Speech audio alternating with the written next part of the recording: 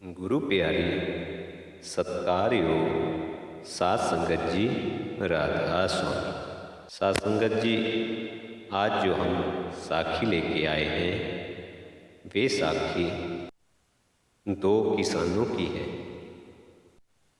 सात संगत जी, बहुत पुराने समय की बात है। एक गांव में दो किसान रहते थे। दोनों ही बहुत गरीब थे। दोनों के पास थोड़ी थोड़ी ज़मीन थी। दोनों उसमें ही मेहनत करके अपना और अपने परिवार का गुजारा चलाते थे। कुछ समय पश्चात दोनों ही एक ही दिन में एक ही समय पे मृत्यु हो जाती है।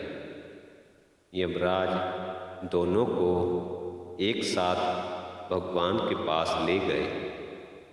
उन दोनों को भगवान के पास लाया गया।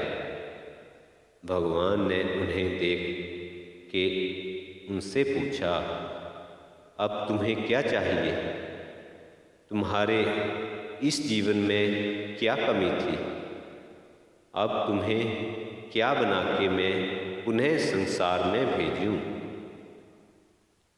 भगवान की बात सुनकर उनमें से एक किसान बड़े गुस्से से बोला, हे भगवान, आपने इस जन्म में मुझे बहुत घटिया जिंदगी दी थी।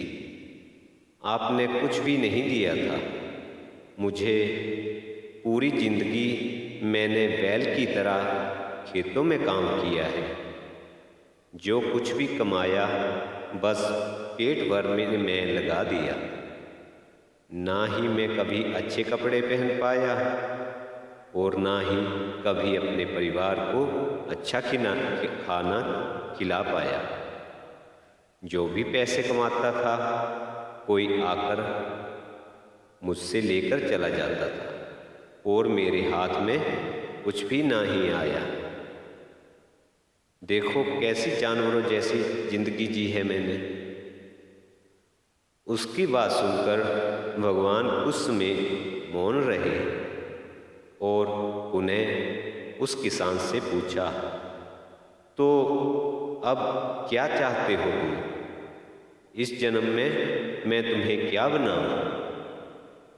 भगवान का प्रश्न सुनकर वे किसान बोला, भगवान, आप कुछ ऐसा कर दीजिए कि मुझे कभी किसी को कुछ भी ना देना पड़े। मुझे तो केवल चारों तरफ से पैसा ही पैसा मिले। अपनी बात कहकर वे किसान चुप हो गया। भगवान ने उसकी बात सुनी और कहा, तथास्तु, तुम अब जा सकते हो। मैं तुम्हें ऐसा ही जीवन दूंगा जैसा तुमने मुझसे मांगा है। उसके जाने पर भगवान ने उन्हें दूसरे किसान से पूछा, तुम बताओ, तुम्हें क्या बनना है? तुम्हारे जीवन में क्या कमी थी और तुम क्या चाहते हो? उस किसान ने भगवान के सामने हाथ जोड़ते हुए कहा, हे भगवान, आपने मुझे सब कुछ दिया। मैं आपसे क्या मांगूं? आपने मुझे एक अच्छा परिवार दिया, मुझे कुछ ज़मीन दी जिस पे मेहनत से काम करके मैंने अपना और परिवार का अच्छा जीवन व्यतीत किया। खाने के लिए आपने मुझे और मेरे परिवार को भरपेट खाना दिया। मैं और मेरा परिवार कभी भूखे पेट नहीं सोया। बस एक ही कमी थी मेरे जीवन में, जिसका मुझे अपनी पूरी जिंदगी अफसोस रहा और आज भी है। मेरे दरवाजे पे कभी कुछ भूखे और प्यासे लोग आते थे भोजन मांगने के लिए, परंतु कभी कभी मैं भोजन न होने के कारण उन्हें खाना नहीं दे पाता था और वे मेरे द्वार से भूखे ही लौट जाते थे। ऐसा कहकर वह चुप हो गया। भगवान ने उसकी बात सुनकर उससे पूछा, तो अब क्या चाहते हो तुम? इस जन्म में मैं तुम्हें क्या बनाऊं? किसान भगवान से हाथ जोड़ते हुए विनती करता है, हे प्रभु, अब कुछ ऐसा कर दो कि मेरे द्वार से कभी कोई भूखा प्यासा न जाए। भगवान ने कहा, तथास्तु, तुम जाओ, तुम्हारे द्वार से कभी कोई भूखा प्यासा नहीं जाएगा। अब दोनों का उन्हें उसी गांव में एक साथ जन्म हुआ। दोनों बड़े हुए।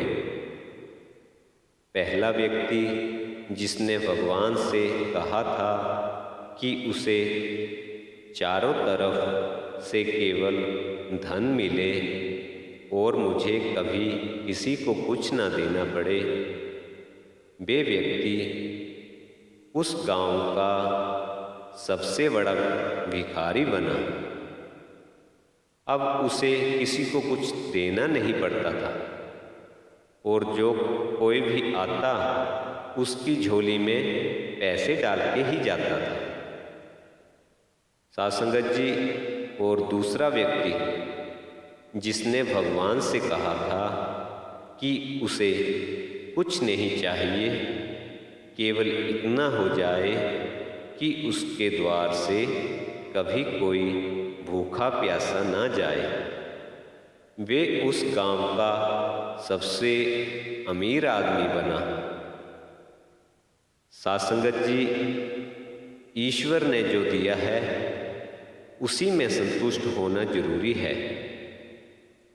अक्सर हम देखते हैं सभी लोगों को हमेशा दूसरों की चीज़ें ज़्यादा पसंद आती हैं और इसके चक्कर में वो अपना जीवन भी अच्छे से नहीं जी पाते।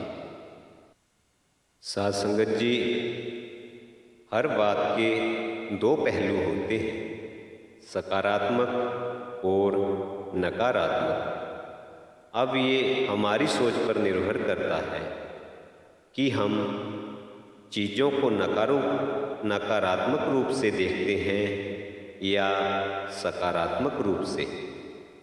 अगर अच्छा जीवन जीना है तो अपनी सोच को अच्छा बनाइए, चीज़ों में कमियां मत निकालिए, बल्कि ये सोचिए जो भगवान ने दिया है उसका आनंद लीजिए और हमेशा दूसरों के प्रति सेवा भाव रखिए। साथ संगत जी, हमने अक्सर बाबा जी के क्वेश्चन आंसरों में ये सुना है, बाबा जी हमेशा यही फरमाते हैं कि देना सीखो, लेना नहीं।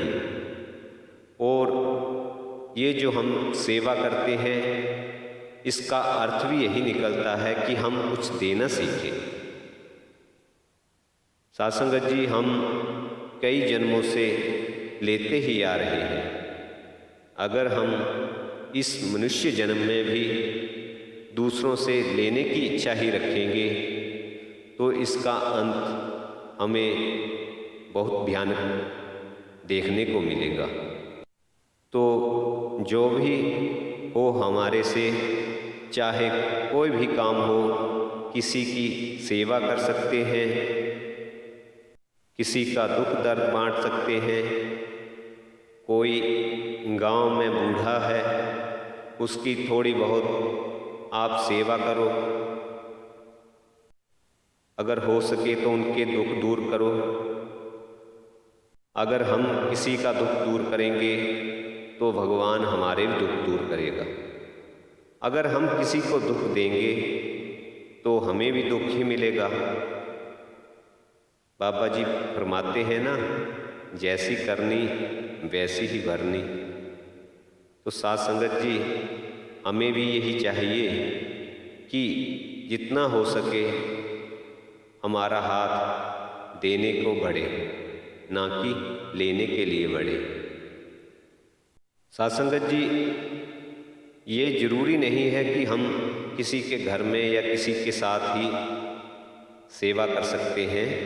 हम अपने सेंटर में जाकर भी सेवा कर सकते हैं। जहाँ पे हम सत्संग सुनते हैं, वहाँ पर भी कई प्रकार की सेवा हो सकती है।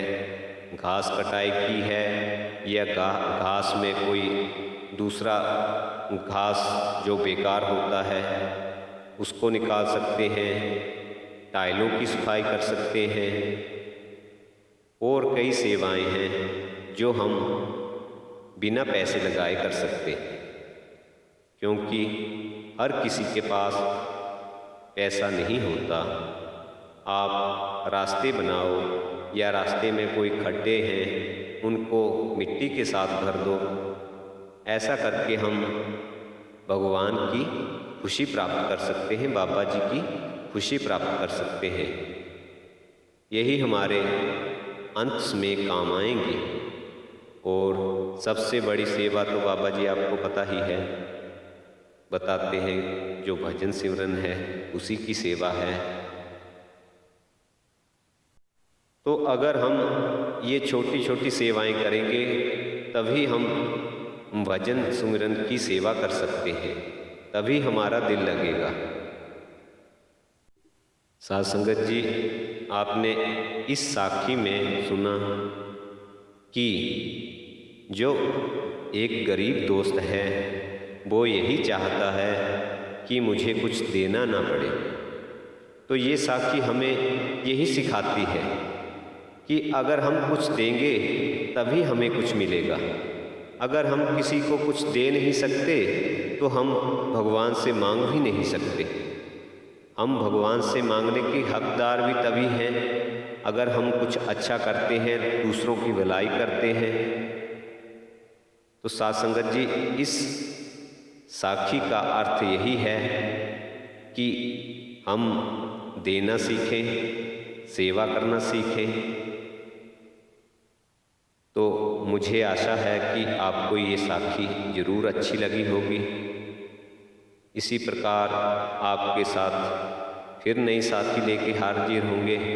तब तक के लिए राधा स्वामी जी।